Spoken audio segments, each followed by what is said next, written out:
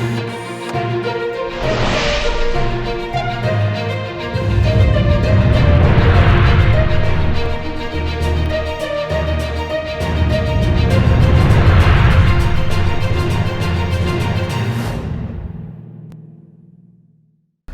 वालेकुम, मैं हूं फैसल अजीज़ खान।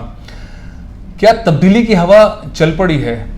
जाम कमाल के बलूचिस्तान से फारिग होने के बाद ऐसा लगता है कि जिस तरह से अपोजिशन कह रही है कि हम पंजाब के अंदर बोझदार को भी हटाएंगे और यहाँ मुत्तहिदा कौमी मूवमेंट इमरान खान की पॉलिसी से, इक़दामात से नाराज़ है। जिस तरह के वादे कस्में MQM से हुए थे वो पूरे नहीं हुए, तो MQM भी आंखें दिखा रही है। वो नई वजारतें चाहती है, नई पावर चाहती है, कराची पैकेज के ऊपर अमल दरामद चाहती है, अपने दफ्तर खुलवाना चाहती है, सेंसस से मुतालिक चीज़ों को एग्जीक्यूशन करवाना चाहती है, कराची का पानी का मसला हल करवाना चाहती है, कराची को वफाक के हाथ में देने के लिए ये सब कुछ कर रही है, क्योंकि बहुत सारे मुतालबात MQM के लीडरान ने on the record end of the record कर दिए। इस सारी सूरत हाल में एक बड़ी डेवलपमेंट ये भी होगी, जो नोटिफिकेशन रुका हुआ था DGISI का वो जारी हो गया और 20 नवंबर 2021 से DGISI lieutenant general Nadeem Anjum होंगे और जनरल फैज़ को कोर कमांडर पेशावर के तौर पर काम करना होगा। बड़ी तब्दीलियां हैं, कराची के कोर कमांडर भी चेंज हो जाएंगे। जनरल सईद जो कि NDU के इस वक्त प्रेसिडेंट हैं, वो कोर कमांडर कराची हो जाएंगे, तो ये सर्कल कंप्लीट हो जाएगा। इससे पहले जो कोर कमांडर गुजरावाला मामला था वो तो खैर हो गया।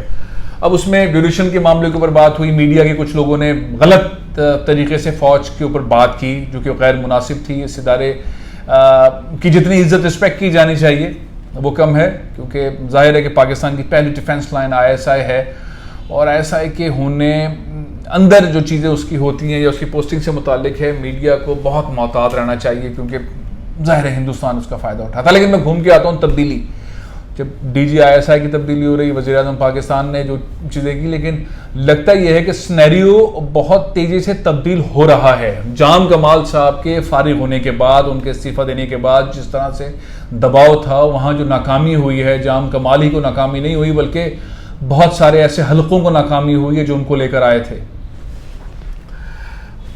वो नाकामी सेनेट के चेयरमैन की नाकामी भी है। जाहिर है कि उनका एक बहुत बड़ा रोल था, वो रोल वापस हो गया। किसने आखिर जाम कमाल साहब के पैरों के नीचे से ज़मीन खींची? जो उनको एतमाद हासिल था, वो एतमाद अचानक कैसे ख़त्म हो गया? जाम कमाल साहब के ऊपर इल्ज़ाम लगे, उनका एटीट्यूड ठीक नहीं है, अपने जो भी मिनिस्टर कैबिनेट है उनके साथ उनका रवैया ठीक नहीं था, वो लोगों से मिलते नहीं थे, लोगों को घंटों इंतज़ार करवाते थे, लोगों के जो इलाकों के काम थे वो नहीं कर रहे थे। बहुत सारी चीज़ों के हवाले से आया और फिर अब बात आ गई कि करप्शन भी, उन्होंने बहुत सारे प्रोजेक्ट्स के अंदर अपने आप को या अपनी फैमिली, अपने दोस्तों, इनसे मुतालिक पार्टनर्स बनाया। अब इसमें कितनी सच्चाई है, जाहिर है ये चीज़ें आगे बढ़ेंगी तो सामने आएंगी जब नया CM आएगा और उसके बाद जाहिर है कि 2 कैंडिडेट हैं, उनमें से कौन बनता है CM। लेकिन उससे बड़ी बात यह है कि यही साइकिल अगर बलूचिस्तान से निकल के पंजाब में जा रहा है तो उस्मान बुज़दार साहब की पोजीशन को भी ख़तरा है। मुस्लिम लीग नून और पाकिस्तान पीपल्स पार्टी के दरमियान इस तरह के डायलॉग चल रहे हैं और वहाँ भी तब्दीली का माहौल है। और ये तब्दीली अगर घूमती फिरती वफाक तक पहुँच गई तो MQM बिल्कुल नाराज़ बैठी है। MQM के मुतालबात, अभी मैंने कई सारे MQM के लोगों से बात की, बलुचिस्तान में जिन लोगों से बात की थी उन्होंने बताया कि इज्जत रिस्पेक्ट ना करना, लोगों को फंड्स प्रॉपर ना देना, उनको वो जो ऑफिस आए उसको टाइम ना देना, और बड़े अहम लोगों के साथ जाम कमाल साहब ने ये किया। और जाम कमाल साहब एज अ अथॉरिटेरियन बहुत सारी चीज़ों को लेके चल रहे थे, वो उनके गले पड़ा। यहाँ पर भी MQM के पास भी इसी तरह के मामलात हैं कि वज़ीर आज़म पाकिस्तान जो बात कर रहे हैं, जो मुतल्लिका इदारे उनसे बात कर रहे हैं, उनके दफातर जो जायज़ दफातर हैं उनको नहीं खोला जा रहा, वो खोलना चाहिए। कराची पैकेज का कुछ पता नहीं चल रहा, चंद PTI के लोग जो हैं वो सिस्टम को चला रहे हैं, हमें कुछ पता नहीं होता। नाराज़गी है बड़े ठीक ठाक, मरदमशुमारी से मुताल्लिक भी जो फैसले हो रहे हैं उनको लूप में नहीं लिया गया, उस प्रोसेस को सही तरह नहीं बताया जा रहा। और ये सारी चीज़ें बल्दियाती इंतखाबात से मुताल्लिक हैं, पानी का कराची का सबसे बड़ा मसला है, और ये सारी चीज़ें फिर आके MQM ने डाल दी है महंगाई के ऊपर कि उसको ठीक तरीके से टैकल नहीं किया गया और उनके लोग उन पर दबाव डाल रहे हैं। इसलिए हम कोई भी लाएअमल बना सकते हैं। बहुत ही सीनियर रहनुमा ने फरमाया है कि हम एक नया लाएअमल बनाने के लिए आइंदा कुछ रोज़ के अंदर बैठेंगे और हम चाहते हैं कि इमरान खान साहब अपने वो तमाम वादे जो यहाँ पे अपने वोटर्स को कराची के अंदर कह गए हैं वो पूरे करें, या जो हमसे उन्होंने बातें की वो पूरी करें, अदरवाइज हम मजबूर होंगे। ये जो अदरवाइज है हम मजबूर होंगे, ये हुकूमत से बाहर आने का है तो सूरत हाल बड़ी ख़तरनाक है। अगर MQM के जो मुतालबात हैं मोटे मोटे, वैसे तो छोटे छोटे बहुत सारे हैं, उनके लोग गिरफ्तार हैं, उन पर जो मुकदमात हैं उससे मुताल्लिक वो चाहते हैं कि कराची को वफाक के कंट्रोल में दिया जाए। जितना बुरा हाल पाकिस्तान पीपल्स पार्टी, बकौल उनके पाकिस्तान पीपल्स पार्टी ने गवर्नेंस मैनेजमेंट के हवाले से बुरा हाल किया है, ज़ाहिर सभी इसकी बात कर रहे हैं। और जिस तरह से नौकरियों की बंदरबाट हुई है, जिस तरह से पैसा इस्तेमाल हुआ है, वो तमाम शिकायत वो PTI के ऊपर डालते हैं कि हमें इसका वे आउट दिया जाए। दूसरा ये कि MQM वाले हाथ पांव जोड़ते घूमते रहे नस्ला टावर से मुतालिक, जो वहाँ के रिहायशी हैं, वहाँ की गैस बंद हो गई है, वहाँ पे बिजली काट दी गई है और मिन्नत समाजत हो रही है, तो वो डिमांड भी कर रहे हैं सुप्रीम कोर्ट से और मुतल्लिका इदारों से भी, अहम मुख्तदर हलकों से भी, कि ये आधा फैसला है, लोगों को निकालने से पहले पैसे दिए जाएं। जो सुप्रीम कोर्ट ने फैसला किया है, सुप्रीम कोर्ट के फैसले का एहतराम तो सभी कर रहे हैं, लेकिन पूरा फैसला सिंध हुकूमत अमल दरामद नहीं कर रही। उसके ऊपर MQM शोर मचा रही है कि वफाक इसमें अपना रोल प्ले करे। तो बहुत सारी ऐसी चीज़ें हैं। अब तब्दीली की अगर हवा चल रही है तो बलूचिस्तान से चलती हुई पंजाब आएगी, पंजाब से होती हुई वफाक जाएगी।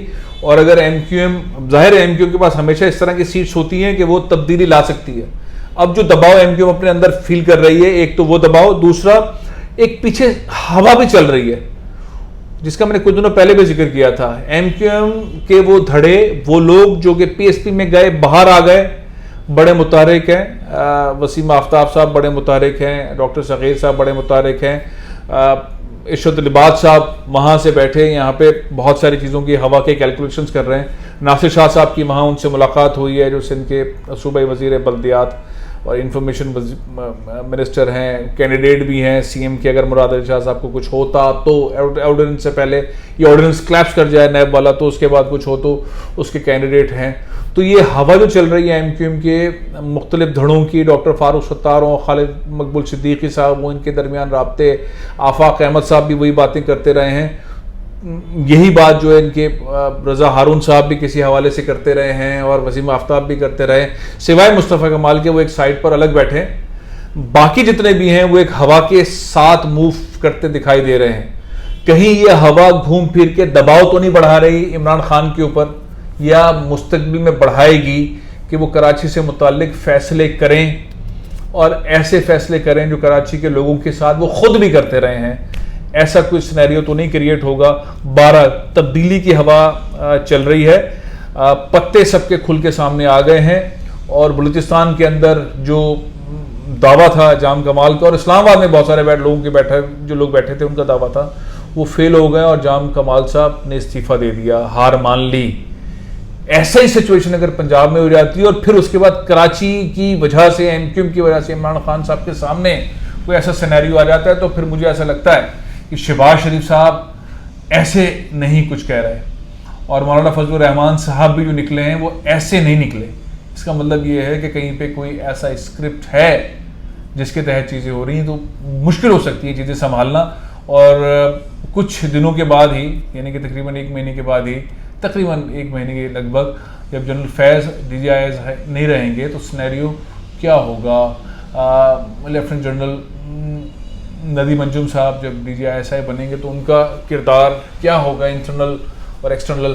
तो ये तब्दीलियाँ 3-4 हफ्तों के अंदर वाकई इस्लामाबाद तक पहुँच जाएंगी और MQM वाकई टक्कर मार के इमरान खान से वो काम करवा लेगी, उनको बैकफुट पे कर देगी, या इदारे संभाल लेंगे। बहरहाल हवा MQM ने चलाई हुई है और उनकी धुआंधार मीटिंगें खामोशी से हो रही हैं और इस बात पर हो रही हैं कि शहरी इलाकों में सिंध में बहुत बुरा हाल हुआ है, कराची में हुआ है। इसके ऊपर सब एक साथ बैठें, अपनी अपनी पोजीशंस को लेकर बैठें, तो देखते हैं क्या होता है। लेकिन बहरहाल मुतालबात भी सामने, तब्दीली की हवा भी है। तब्दीली की हवा बलूचिस्तान से और कहाँ कहाँ पहुँचती है नज़र रखें। लेकिन बहरहाल सूरत हाल तब्दीली की लगती है। तब्दीली कहाँ पहुँचती है आपको इंशाल्लाह बताता रहूँगा। प्रोग्राम ये ख़त्म कर रहा हूँ, इंशाल्लाह कल फिर हाजिर होऊंगा। इजाज़त दीजिए। पाकिस्तान जिंदाबाद।